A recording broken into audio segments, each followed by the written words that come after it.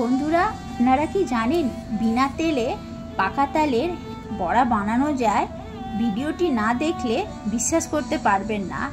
মানে এতটা সুন্দর নরম সফট হয়, মুখে দেওয়ার সাথে সাথেই বড়াটা মিলিয়ে যায়। একবার খেলে বারে বারে মন চায় এই বড়াটা বানিয়ে খাওয়ার জন্য। নমস্কার বন্ধুরা, আমি শিবানী কুকিং চ্যানেলে আপনাদের সবাইকে স্বাগত জানাই। আমাদের এখানে প্রত্যেকটা বাজারে তাল পাওয়া যাচ্ছে। আজ আমি দুর্দান্ত রেসিপি নিয়ে চলে এসেছি। বিনা তেলে কিভাবে তালের বড়া বানাবো সেই রেসিপিটা আপনাদের সাথে শেয়ার করব।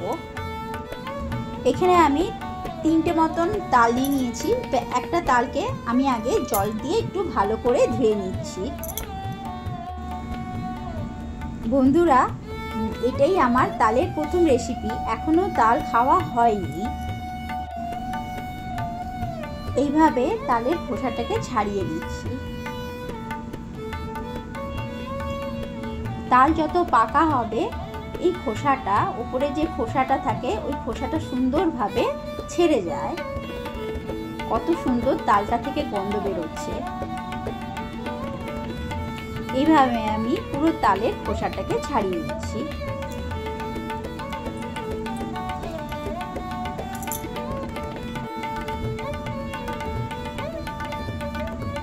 আমার তালটার মধ্যে 3টে আঁটি বেরিয়েছে। বন্ধুরা, আপনারা দেখে বুঝতে পাচ্ছেন, এই দেখুন 3টে আঁটি বেরিয়েছে। এবারে আমি এই 3টে আঁটিকে একটুখানি জলের মধ্যে ভিজিয়ে রাখবো।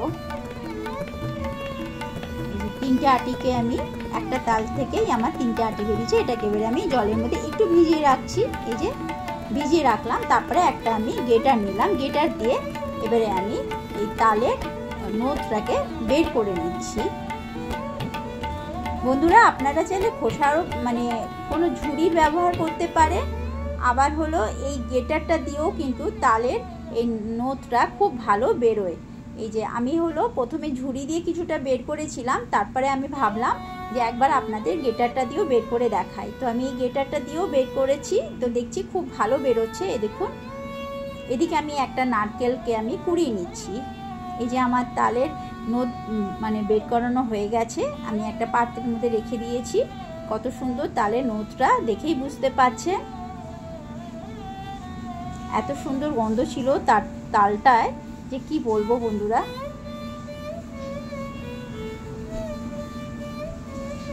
আমি এবারে আধা বাটি এই তালের নোট নিয়ে নিচ্ছি আজকে রেসিপিটা বানাবার জন্য। এরকম আধা বাটি তালের নোট আমি একটা বাটির মধ্যে রেখে দিলাম। এদিকে গ্যাসটা আমি জ্বালিয়ে নিলাম, কড়াই বসিয়ে নিলাম। তারপরে আমি একটা মাঝারি সাইজের বাটির 1 বাটি আমি ময়দা নিয়ে নিয়েছি। কড়াইয়ের মধ্যে দিয়ে দিলাম আমি ময়দাটা। তারপরে আমি ওই বাটিরই আধা বাটি আমি সুজি নিয়ে নিলাম। যতটা ময়দা থাকবে তার আধা সুজি থাকবে। তারপরে এই দুটো উপকরণকে ভালো করে মিশিয়ে নিচ্ছি। গ্যাসটা আমি লোতে রেখেছি, না তো যেহেতু আমি স্টিলের কড়াইতে করছি তো না তো পুড়ে যাবে। এভাবে আমি যে সুজি আর ময়দাটাকে এরকমভাবে ভেজে নিচ্ছি। সুন্দর একটা কালার আসবে, আর সুজি ময়দার যে একটা কাঁচা গন্ধ থাকবে সেটাও চলে যাবে। এই যে এরকম লাল লাল একটু ভাজা ভাজা হয়ে যাবে, তখন আমি গ্যাসটা বন্ধ করে দিলাম এবং একটা থালার মধ্যে ঢেলে দিলাম এই সুজি ময়দার ভাজাটাকে। তারপরে আমি আবার একটা কড়াই বসিয়ে দিলাম এবং যে আমি যতটা আমি এক বাটি যে আমি ময়দা নিয়েছিলাম তার আধা আমি এই তালের নোটটা নিয়েছি। ওর মধ্যে একটুখানি লবণ দিলাম টেস্টের জন্য, আর একটা এলাচ দিলাম, মুখটা ফাটিয়ে এলাচে দিলাম। তো যেহেতু তালের নিজস্ব গন্ধ থাকে সেই জন্য এলাচটা আমি বেশি ব্যবহার করলাম না, একটাই দিলাম। আর একটু স্বাদ হিসেবে লবণ দিলাম। এদিকে আমি চিনি দিয়েছি। চিনিটা হলো আপনারা যে যেরকম মিষ্টি খান সেই পরিমাণ মতো দেবে। আমি এখানে 6-7 চামচের মতন চিনি নিয়েছি। তারপরে চিনিটা যতক্ষণ না গলে ততক্ষণ এই তালটাকে চিনির মধ্যে নাড়াতে থাকবো। এদিকে আমি যে নারকেলটা কুড়িয়ে নিয়েছিলাম সেই নারকেল কুড়োনোটা 2 মুঠো দিয়ে দিলাম এই তালের নোদের মধ্যে। এবারে এই মিশ্রণটাকে ভালো করে একটুখানি জাল দিয়ে দেবো। তাতে কি হবে, তালের যে একটা কাঁচা গন্ধ থাকে সেই গন্ধটা চলে যাবে। এদিকে আমি সুজি আর ময়দা যে ভাজা করে তুলে রেখেছিলাম সেই সুজি আর ময়দা ভাজাটা দিয়ে দিলাম এই তালের নোদের মধ্যে। তারপরে খুন্তি দিয়ে ভালো করে মিশ্রণটাকে মিশিয়ে নিচ্ছি। তারপরে গ্যাসটা বন্ধ করে দিলাম। এই সময় গ্যাসের আঁচটা একদম লোতে থাকবে। আমি তারপরে প্লেটের মধ্যে ঢেলে দিলাম এই মিশ্রণটাকে। গরম অবস্থাতেই একটু মেখে নিতে হবে হালকাভাবে। এই যে এইভাবে আমি মেখে নিচ্ছি। তাল, সুজি, ময়দা আর হলো চিনি আছে ওর মধ্যে। ভালো করে মেখে নিতে হবে ডোটাকে ভিজা মানে এই হালকা গরম অবস্থাতেই। আমি একটু দুধ দিচ্ছি বন্ধুরা, যেহেতু ডোটা না তো মানে হতে অসুবিধা হচ্ছে, শক্ত হয়ে যাবে। আর এই ডোটা শক্ত হলে চলবে না, সেই জন্য আমি ছোটো কাপের 1 কাপের মতন দুধ দিয়ে দিলাম। আমার ডোটা প্রায় তৈরি হয়ে গেল। একটু শুকনো শুকনো ভাব লাগলে একটু দুধ দিয়ে দেবেন, জল কিংবা দুধ দিয়ে দেবেন। এরকম আমার ডোটা রেডি। তালের ডোটা হয়ে গেল। এই দেখুন কতটা সফট হয়েছে। যত সফট হবে বড়াটা অতটাই ভালো হবে। এবারে আমি এই ডো থেকে লেচি কেটে নেব। ছোট ছোট করে লেচি কেটে নেব। সাইজটা আপনারা ছোট বড় যেরকম আপনাদের পছন্দ সেইভাবে বড়ার সাইজটা রাখতে পারেন। এই যে আমি মাঝারি রেখেছি, দিয়ে হাত দিয়ে ভালো করে গোল করে নিচ্ছি।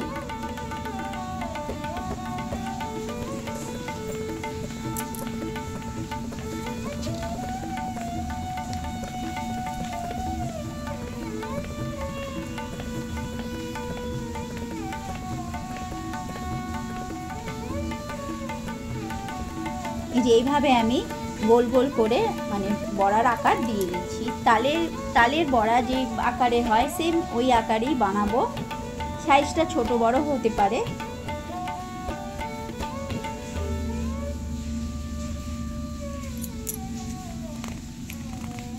এই দেখুন বন্ধুরা, আমি হলো তালের বড়া বানিয়ে নিচ্ছি।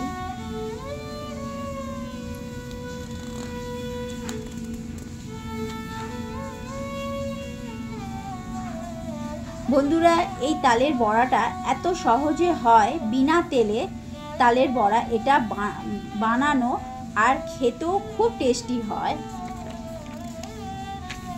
আমার বড়াগুলো সব তৈরি হয়ে গেছে।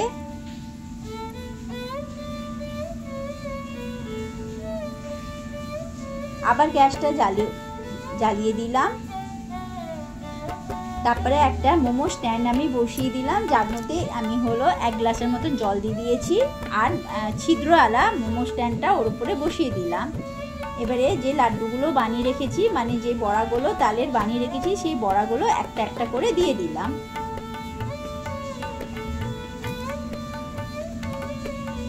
তারপরে একটা ঢাকনা লাগিয়ে দিলাম। আর একটু ছিদ্র আছে ঢাকনাটার মধ্যে, তাই একটা আমি লং দিয়ে দিলাম ছিদ্রর মধ্যে। 15 মিনিটের জন্য আমি ঢাকনাটা লাগিয়ে রেখেছিলাম। 15 মিনিট পর আমি ঢাকনাটা সরিয়ে নিলাম। এবারে আমি দেখছি আমার বড়াটা সেদ্ধ হয়েছে কিনা।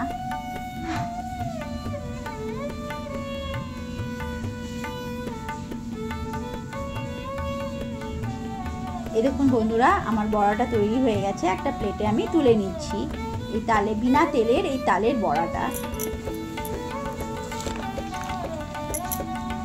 দেখুন কালারটাও চেঞ্জ হয়ে গেছে, আর যতটা সাইজ ছিল ওর ফুলে একটুখানি বড় হয়ে গেছে। বিনা তেলের তালের বড়া এত সুন্দর বানানো যায়, ভিডিওটা না দেখলে আপনারা বিশ্বাস করতে পারতেন না। একটা খেলে মন ভরবে না, যেন মনে হয় বারে বারে এই প্রসেসে বানিয়ে খাই। কতটা সুন্দর হয়েছে দেখুন, আর এত সুন্দর নরম সফট হয়েছে।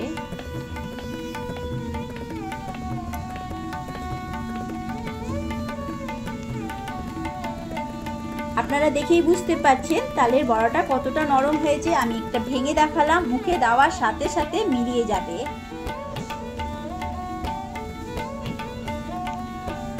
এই দেখুন ভেতর থেকে একদম রেডি। আমি একটু খেয়ে দেখাচ্ছি। এই দেখুন একদম মুখে নেওয়ার সাথে সাথে মিলিয়ে গেল। ভেতরটা দেখতে পাচ্ছেন পুরো পুরো রেডি, মানে পুরো মানে কাঁচা পাকা কোথাও নেই। এলাচ দিয়েছিলাম, সেই জন্য এলাচের একটা ফ্লেভার ছিল, নারকেল ছিল, মানে সব মিলে অসাধারণ লেগেছিল খেতে এই বিনা তেলে এই তালের বড়াটা। আপনারা বাড়িতে এই তালের সিজনে একবার বানিয়ে খেয়ে কমেন্ট করে জানাবেন। আমার রেসিপিটা ভালো লাগলে লাইক, শেয়ার আর একটা সাবস্ক্রাইব করতে ভুলবেন না। আপনারা ভালো থাকবেন, সুস্থ থাকবেন। আবার একটা রেসিপির সাথে আপনাদের কাছে চলে আসব। ধন্যবাদ।